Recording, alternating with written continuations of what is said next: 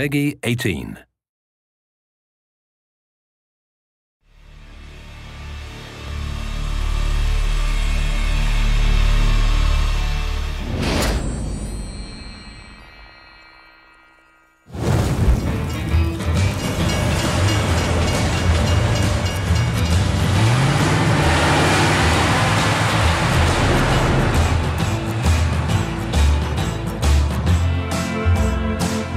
The ambition with the cutscenes is to make every single scene interesting enough in itself as something that the player would want to see. You can watch them, you get like an introduction to the level, you understand the characters a little bit more, and then you go on with the game.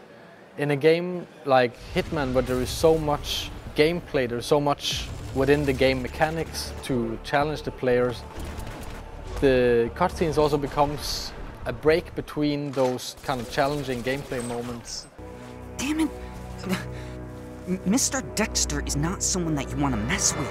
I think cutscenes are getting better and better. They're actually much, much better at using the language of cinematography and of like movie storytelling and making compelling stories and characters. And this is just a natural evolution in games to lean on what we've learned from cinema. We're actually treating it like a classical movie. We're trying always to have like these, really slow dolly moves and shooting from outside the doorway into the room and trying to have this like subtle treatment of it, and it actually works really well. We have like an awesome team of animators and environment artists and lighting and comping and the composers and sound designers. I mean, a lot of people are working really hard on making them. All right, what is it worth to you?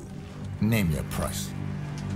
If they convey a sense of motivation to play the game, and we've taken a lot of care to add that to Hitman Absolution. It's all well and good to be given a task to go and you have to take out a certain target, but if you can apply an emotional reason or a really solid motivation to do that, it just makes it more enjoyable and a lot more fun to play. Now listen to the city. If anyone mentions the girl, you know what to do. I'll call you.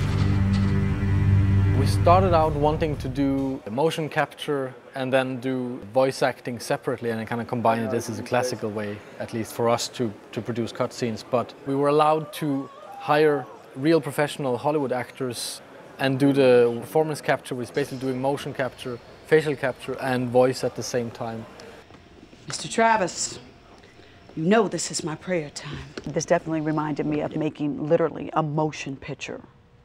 And that it's like very beautiful, very clear, and I think that it's a wonderful aspect that they've added to the video game. The basics of motion capture is that we have a series of cameras placed around a room and they record optically these little markers that are placed on actors. And it triangulates the data in the space and records movement, and we cover the actors with all of these and we can tell where their arms and legs and torsos are in space. And that gets applied to the skeletons of the characters. Where performance capture comes in is similar, but on a far more subtle level. We had a helmet-mounted camera and used that as a reference for keyframing. If you have to marker up the face, there's a lot of micro movements that get captured, and that goes through a similar process, but it usually requires far more cameras to pick up the smaller dots and the smaller ranges of movement. Also with ours, it required a soundproof studio, which Giant had, where we shot, so we could have the actors' voices synced up with their movement and just get a more believable performance out of them. That was really important to us. Well, I always describe motion capture to people as the most natural performance an actor will ever have in the most unnatural environment. Because you're never having to cheat to camera, you're never having to cheat to a light, you're never having to worry about a camera over the shoulder, they don't have to worry about hair, makeup, lighting, wardrobe, nothing. All they're having to worry about is true performance. We found him. Okay, people, listen up. I'm giving a green light on this operation.